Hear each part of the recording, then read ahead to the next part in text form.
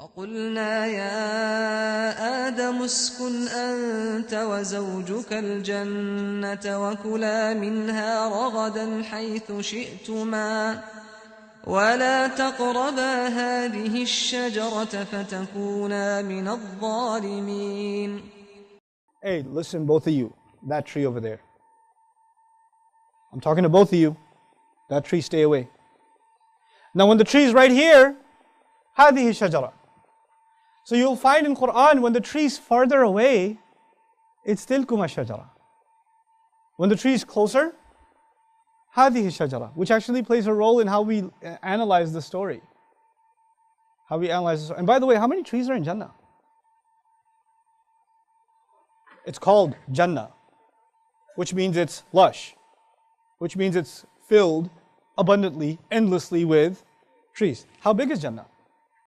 وسارعوا إلى مغفرة من ربكم وجنة عرضها السماوات والأرض أعدت للمتقين.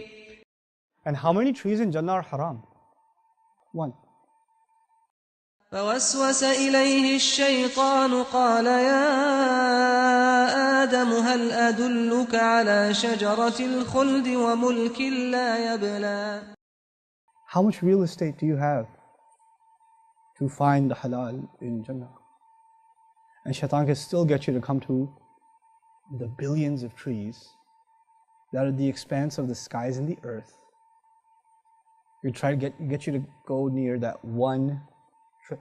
By the way, even getting near the tree must be a trek. And in one ayah, Allah even describes tilkuma shajara, which means the tree wasn't even near them. It was what? Far away. It's far away. Originally, when he first introduces them to Jannah, he says, settle here. This is the tree you can't go near. Now go enjoy yourself. And they go enjoy themselves. And they go far out there. فأكلا منها فبدت لهما سوآتهما وطفقا يخصفان عليهما من ورق الجنة وعصى آدم ربه فغوى. But after the mistake, tilkuma shajara, to illustrate, by the way, that you came a long way to do this. And that's why we understand, فَدَلَّهُمَا بِغُرُورٍ, shaitan reeled them in using deception. You know what dalla means? Dalu. What's dalu? It's a verb that comes from that, dalla, to use a bucket to lure people in. In other words, you put a bucket, you put a carrot in it, and the animal smells it, and you pull it in a little more, and you pull it in a little more, and you pull it in a little more, until the animal's trapped. Dalla is also used when you pull a bucket up from a well. Does it come up right away or slowly? Yes? Now if a bucket comes up quickly, adla. Adla. When a bucket comes up slowly, dalla. Dallahuma bighurur. He slowly reeled them in. In other words, at one time, hey, why don't you eat from the tree? And they're like, okay, sounds like a good idea. Totally, we should do this. It was a little bit, then a little bit, then a little bit. And every time was almost inconceivable that we're doing something wrong.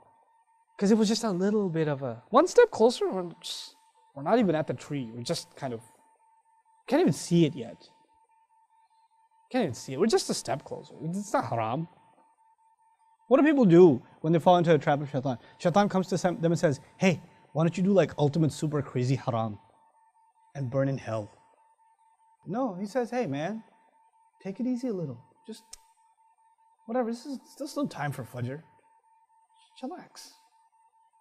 Just a little bit more. Just go back to sleep. You can feel shaitan's foot pressing down on the pillow. And you're like, I got a little bit of time. So first he gets you with salat. And he has to get you with salat first. You know why? You want to kill the guard. You want to penetrate the castle. You got to take out the guard first. Right? So get you with salat first. You start saying, oh, just whatever. I prayed at 8 o'clock. It's a big deal. At least I prayed. It's like the security guard who shows up late. Is there a possibility that the enemy went in before you got there? Yeah?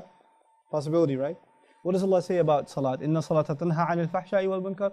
Salat is what prevents you from shamelessness. When your salat starts falling apart, does shaitan have opportunity to do other stuff with you? Ooh.